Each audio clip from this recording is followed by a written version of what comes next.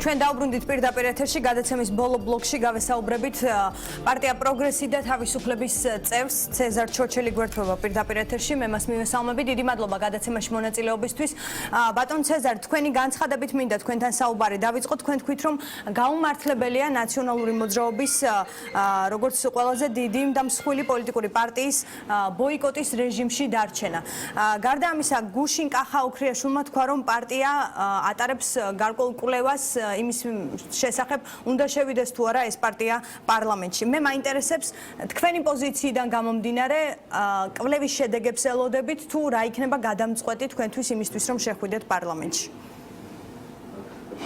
მოგესალმებით ქალბატონო რუსტან, მივესალმები ტელემაყურებელს.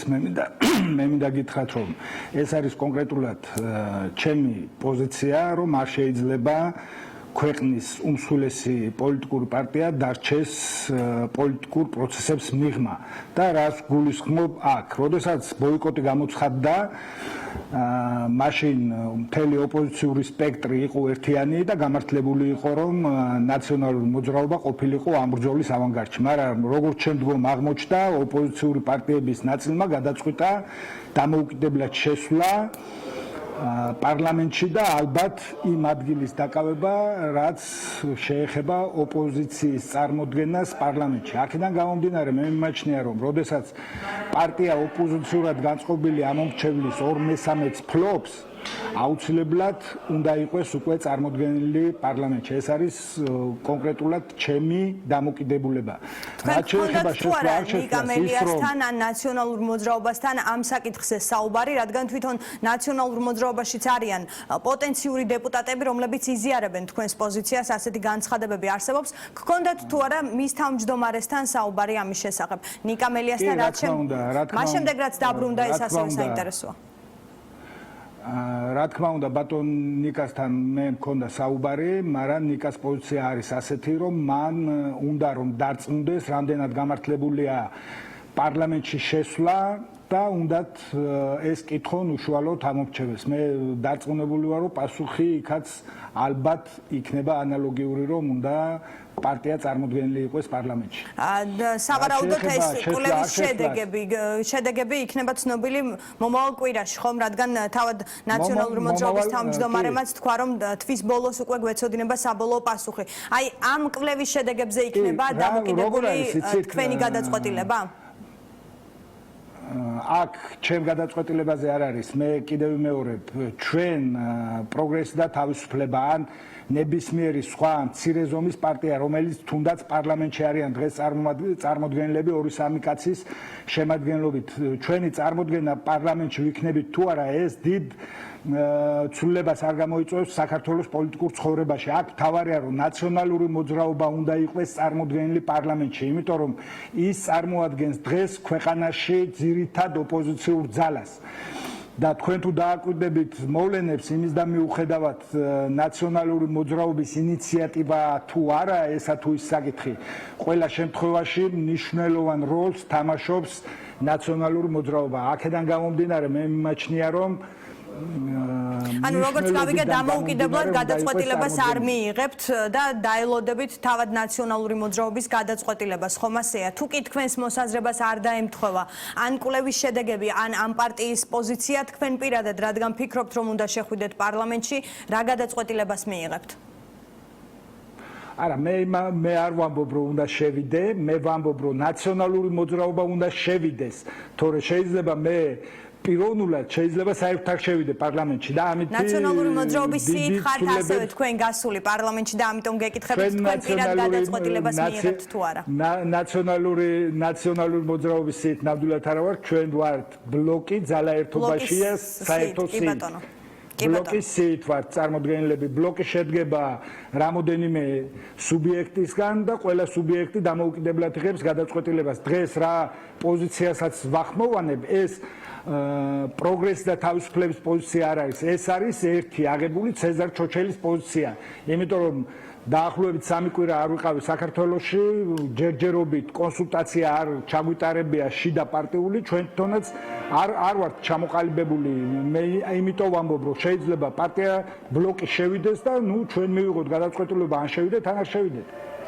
კი ბატონო, მე მინდა წაგიკითხოთ კახა ოქრიაშვილის განცხადება, თქვენი თანაპარტიელი ავრცელებს სპეციალურ განცხადებას სწორედ ამ საკითხთან დაკავშირებით. ის ამბობს, რომ ჩვენ განვიხილეთ სამი გზა პარლამენტში შესვლა, არ შესვლა და ეგრეთ წოდებული ჰიბრიდული ვარიანტი, რომელიც გულისხმობს არ შესვლას, თუმცა კონკრეტულ საკითხებზე, მაგალითად სასამართლო და საარჩევნო ადმინისტრაციის რეალური რეფორმის საკითხებზე მუშაობის პროცესში ჩართვას.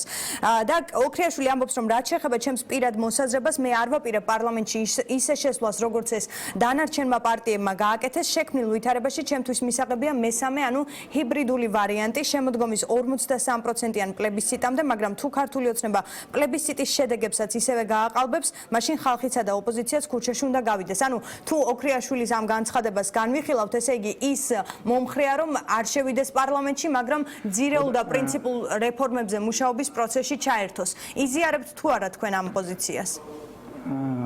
არა, ნამდვილად არ ვიზიარებ, ჩვენ ამ საკითხზე გქონდა საუბარი და როდესაც ჩვენ საუბრობთ ბლოკის პოზიციაზე, ჯერ ჩვენი პარტიიდან წარმოდგენილი ვართ 4 ადამიანი და ჩვენ არ გვაქვს საერთო პოზიცია ჩამოყალიბებული, იმიტომ რომ ჩვენთვის კატეგორიულად მიუღებელია სანახევროდ შესვლა და გასვლა პროცესებში, ან უნდა მივიღოთ მონაწილეობა, ან არ უნდა მივიღოთ მონაწილეობა.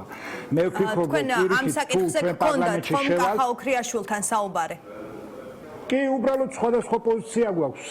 მოსალოდნელია, რომ ის ყველა დამოუკიდებელი ადამიანი ვართ, ყველას გაგვაჩნია ჩვენი შეხედულებები. მე პირიქით მიმაჩნია, რომ თუ შევალთ და ამას უკვე ვარქმევთ სახელს, რომ პარლამენტის წევრები ვართ, მაშინ უნდა კეთილი ვინებოთ და მაქსიმუმი გავაკეთოთ იმისათვის, რომ თუნდაც შემოდგომამდე, ადგილობრივ არჩევნებამდე მაქსიმალური მონაწილეობა მივიღოთ იმ პროცესებში, პოლიტიკურ პროცესებში, რომელიც ქვეყანაში მიდის. ეს შეეხება საკანონმდებლო საქმიანობას ძირითადში. მე ვფიქრობ, რომ შესვლის შემთხვევაში პირიქით უნდა შეიქმნას ანტიკორუფციული საგამომძიებო კომისიაც, უნდა შეიქმნას ძალიან ბევრი მიმართულებით სამუშაო ჯგუფები, იგივე ბიზნეს გარემოს გაუმჯობესებასთან დაკავშირებით, ეკონომიკის სამუშაოებასთან დაკავშირებით. კი ბატონო, ბოლო კითხვა მინდა დაგისვათ. ნაბიჯები არ გადავდგით, ისე ქვეყანა არსებული კრიზისიდან ვერ გამოვა. კი ბატონო, ბოლო კითხვა მინდა დაგისვათ, თქვენი პოზიცია არის გასაგები, კახა ოქრიაშვილის განცხადებიდან გამომდინარე, მისი პოზიციაც არის გასაგები, თუმცა ნაკლებად ცნობილია, არის თუ არა ის საბოლოო გადაწყვეტილება, თქვენ თუ გაქვთ ამის შესახებ ინფორმაცია, რადგან ამ საკითხზე ისაუბრეთ, კახა ოქრიაშვილმა გადაწყვიტა თუ არა, რომ აი ჰიბრიდული ვარიანტი გამოიყენოს და რეფორმების პროცესში ჩაერთოს საპარლამენტო საქმიანობაში. ამას ნამდვილად ვერ გეტყვით, ეს საკითხი ალბათ უმჯობესია ბატონ კახასთან დააზუსტოთ. ჩვენ გვექნება ალბათ ორშაბათს ან სამშაბათს ჩვენი პარტიული შეხვედრა, სადაც წამოვაყენებთ ალბათ ყველა ჩვენ ვერსიას, თუ როგორ მიგვაჩნია სწორედ და როგორ არის სწორე.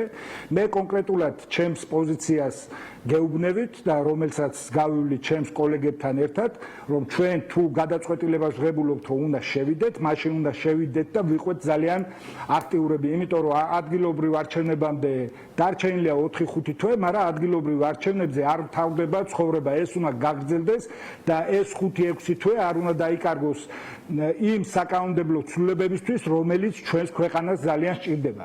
თორე ის რომ ზოგიერთი დგას და ლაპარაკობს, რომ ჩვენ შევედით და ეხლა გლანძღავენ და ეხლა რომ შემოვლენ, რა უნდა ვთქვათ, ეს ცოტა არასერიოზული დამოკიდებულებაა. ის ადამიანები როცა შევიდნენ, ზუსტადაც არ უნდა შესულიყვნენ მაშინ. ის ძალა, რასაც წარმოადგენს ძალა ერთობაშია და კონკრეტულად ნაციონალური მოძრაობა, ის მაქსიმალურად დაუდგა წვრილ ოპოზიციურ პარტიებს გვერდში ბოიკოტის რეჟიმში და მე მცდარად მიმაჩნია მათი ნაციონალური მოძრაობის გარეშე პარლამენტში შესვლა. კი ბატონო, დიდი მადლობა. დღეს ზუსტად იმიტომ რომ სწორი პოზიცია და სწორი ინფორმაცია გავცელდეს საკანონმდებლო ორგანოდან, ზუსტად ამიტომ მიმაჩნია აუცილებლად, რომ ნაციონალური მოძრაობა სრულად იყოს წარმოდგენილი საქართველოს პარლამენტში.